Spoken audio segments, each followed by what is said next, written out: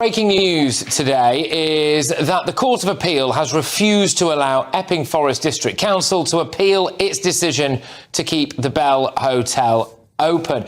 That's right. A panel of judges, including the former Labour Party member, chairman of the Fabian Society and the treasurer of the Society for Labour Lawyers, has refused to allow Epping to appeal.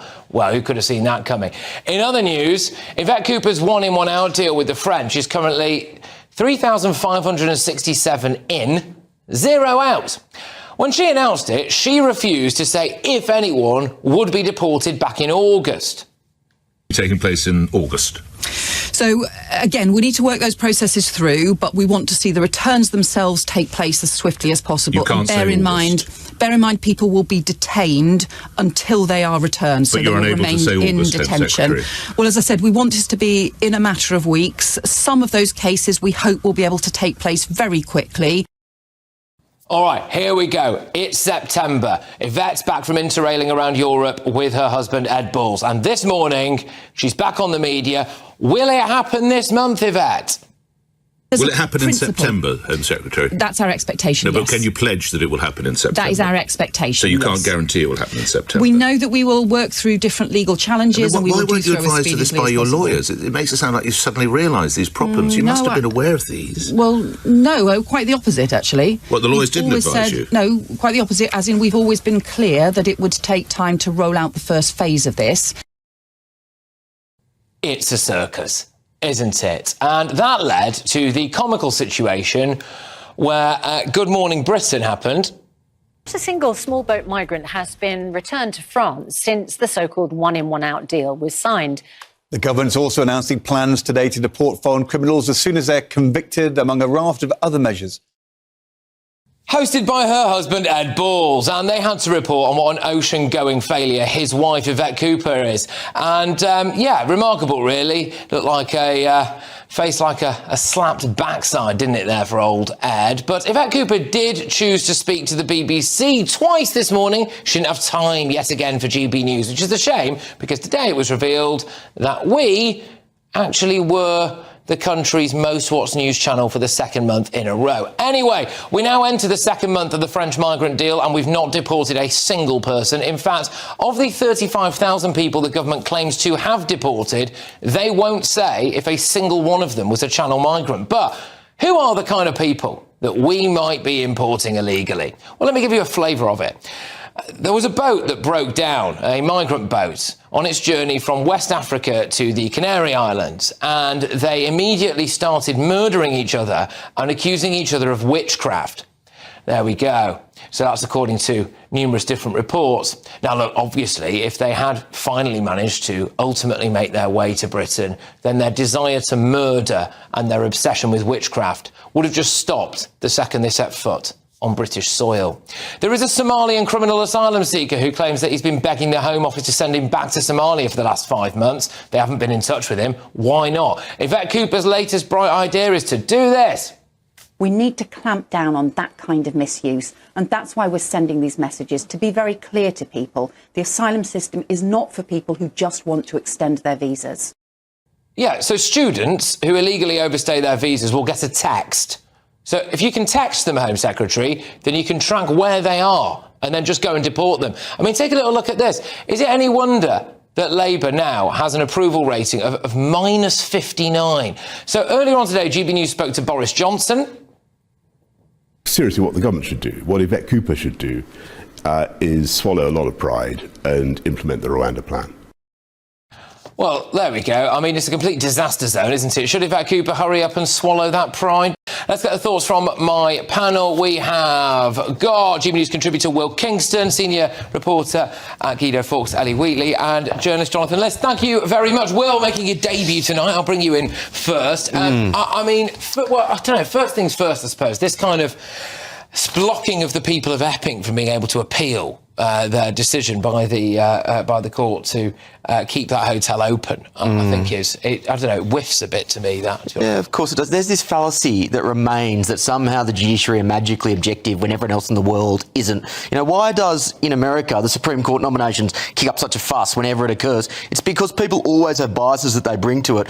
But the problem that we have in this country is that we've created a system where the judges now have more power in many instances than the politicians do. And this started with Blair and it's continued, and we've just continued to actually give these ideologically captured people more and more ways to actually go against the will of the people. So we were here. I was reporting when it was all kicking off live on Friday about the Labour Party member for 28 years, the former chairman of the Fabian Society, former treasurer for the Society of Labour Lawyers, the founder of Matrix Chambers, same chambers that our Attorney General worked at, being the one who was reading out the ruling on that case. And then tonight we find out that they've also denied the people of Epping, the Epping Council anyway, the right to appeal that decision to the Supreme Court. Are we just supposed to just accept this?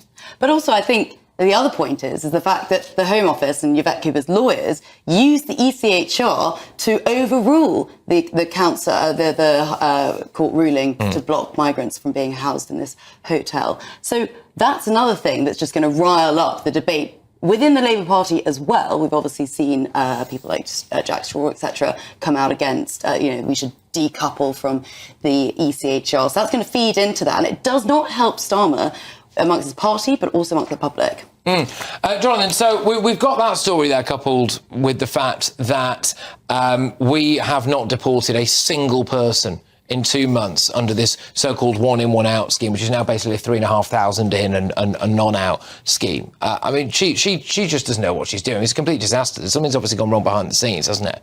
I don't know what's happening in the Home Office. I think that agreement was very stupid to begin with, and obviously I disagree with it on moral grounds to begin with. I think what Will said a moment ago is absolutely completely ludicrous. It's common sense, mate. I think you'll find that it's just wrong, mate, when you have the Supreme Court in the United States, which is, if that is the model, they might as well just pack off and go home now, because that you have such a nakedly politicised judiciary that they really do have the right to change people's lives, whether it was constitutional amendments, so the courts here are. No, I think that if you're going to have a profession such as the judiciary, we do have to occasionally trust people to exercise their professional judgment and to say that, yes, they are objective. It's not all conspiracy. If they disagree with you, it just happens to go one way or another. I'm still waiting to hear how I said what was wrong.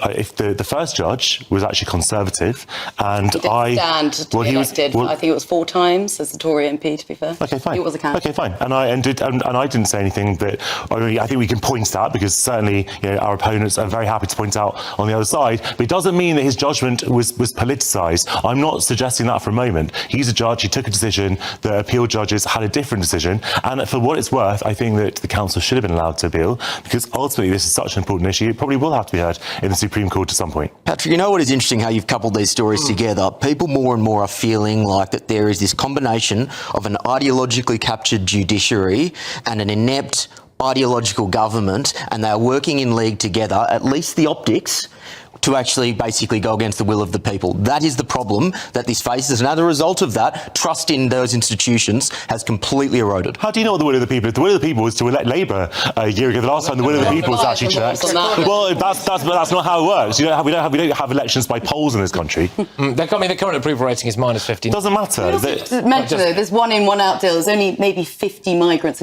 a week. That's what they're hoping for. That is a drop in the ocean. That's not a deterrent. So, I mean, the whole thing is a nonsense anyway. But it's also a little bit of a laughing stock. I mean, Yvette Cooper, first day back from interrailing with Ed Balls around continental Europe, found time to go on the BBC twice today. One of those, which is going to come on to next, was just all about her saying pathetically how much she loves flags. And then it was just nuts. I mean, it was nuts. But I love it was the concept of flags as well, which I found very odd. It was horrific to watch. It was just maniacal, really. But the point is, you would have thought if they're going to announce this migrant deal, the first, just even purely as a token effort, the first thing they would have said to the French is, right, look, we need a token plane off that ground within the first few weeks. And they can't organise that. The French have obviously said no, haven't they, I think? Yeah, probably. I mean, they're obviously in a bit of a crisis at the moment themselves within the government, so there's that at hand as well. They had the discretion to decide which migrants they could take back, didn't they? Yeah, I think so. But again, it's one in, one out. It's still net the same, and it's only 50 migrants a week. So a lot of these policies that Labour announced to sort of sound like they're tackling immigration and smashing the gangs don't work. For example, the deport now, appeal later scheme. The countries they added onto the list were Canada, Australia, a whole bunch of countries that actually we know foreign national offenders don't necessarily. Yeah. The whole reason for this is that the government 1.6% of small. The government doesn't have the guts to actually fight its own battles. They're conceding all of the political ground to reform. They're basically fighting on reform's lawn. They're never going to win that battle. Yeah. If you cede all the ground to reform will win, and that is the cardinal error they're making on this issue. So hey, let's say I don't know what your exact visa situation is, mate, but let's say you overstayed, right, and you were desperate to stay here, and you'd managed to evade immigration authorities for a number of years, and doing a little bit of illegal activity, all of that stuff. But then the Home Secretary sends you a text, mate, right, and she says, "Hey, look, Will, would you rather she deported him? I've got your number. I've got your number." Is that going to make you turn yourself into the authorities, do you think?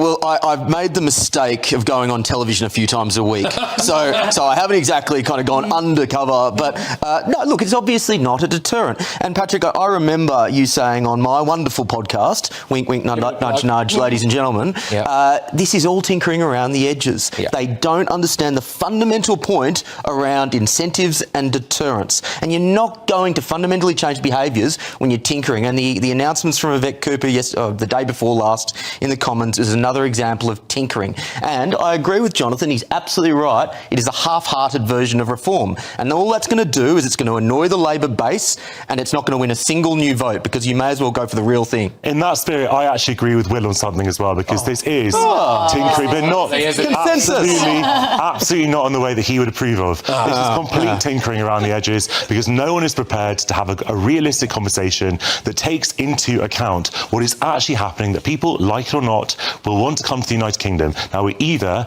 outsource that to criminal gangs, or we actually facilitate it with safe and legal routes and allow people to claim asylum, which is an internationally recognised human right. So people, get discounts on golf and saunas and all the rest of it. Of course, I would want to come here too. I want that. Jonathan, for £9 a week, Ellie, I don't think so. People wanted to come to Australia as well, and because they sorted the problem out, they no longer have any boat arrivals. I don't think that Australia is a model for race relations in any way. That's not certainly on its migration policy. And if you look at the way that Australia treated detainees on that island, people died. The UN criticised it for being inhumane. I couldn't give I'm sure you couldn't. What the UN I'm sure you says. couldn't, but a lot of people do. But Jonathan, here's the other fact: more people died crossing the river, crossing the ocean in dangerous boats than died in Nauru. That is a fact.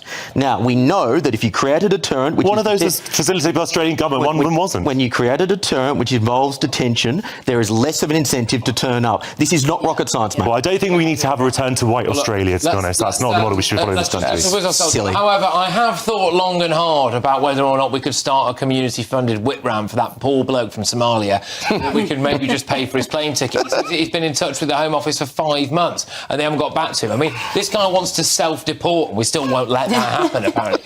Edward Brown, KC, who is operating for the Home Office, argued that the hotel is part of a critical national infrastructure. This is in response to that court ruling that the Epping Council cannot appeal that decision to keep that hotel open. He says that providing accommodation to asylum seekers is in the national interest, and we must ensure vulnerable individuals, namely asylum seekers, are accommodated. Lawyers for the Home Secretary also warned that the ruling could have prompted further anti-immigration protesters. In written submissions, they suggested it runs the risk of acting as an impetus for further violent protests.